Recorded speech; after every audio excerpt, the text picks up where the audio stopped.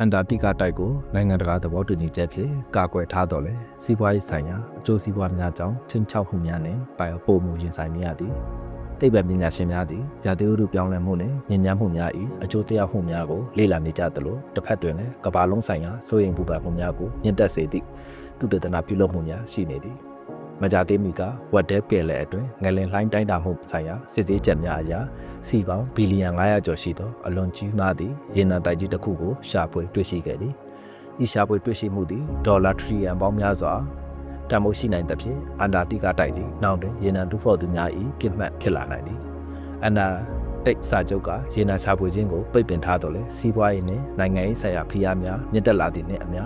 ထိုစည်းမျဉ်းများကိုစိန်ခေါ်လာနိုင်ကြသည်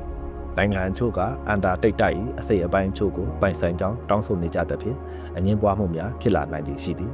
တဘာဝပတ်ဝန်းကျင်ထိန်းသိမ်းရေးသမားများကမူရာသီဥတုပြောင်းလဲမှုအလွန်ကျွံငါးဖန်စီမှုနှင့်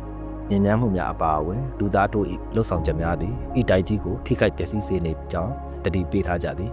ရင်းစာချုပ်၏ရေနံတူးဖော်မှုပိတ်ပင်ချက်ကို2048ခုနှစ်တွင်ပြန်လည်သုံးသပ်မည်ဖြစ်ရာ၎င်းမှာအမြဲတမ်းပိတ်ပင်ထားခြင်းမဟုတ်ကြောင်းဖော်ပြနေသည်စီးပွားရေးအကျိုးစီးပွားများသည့်တောင်တွင်တဘာဝပတ်ဝန်းကျင်ထိန်းသိမ်းဆောင်ရှောက်ရေးထက်ပုံမလှမ်းမှုသွားမည်ကိုလူအများကစိုးရိမ်နေကြသည်ထို့ကြောင့်တင်းကျပ်သောစီးမီများကိုအကောင့်ထဲပေါ်ရန်နှင့်အန်တာတိတ်တိုက်ကိုကာကွယ်ရန်လိုအပ်ချက်မှာရခိုင်ကထက်ပုံမှုအရေးကြီးလာပါသည်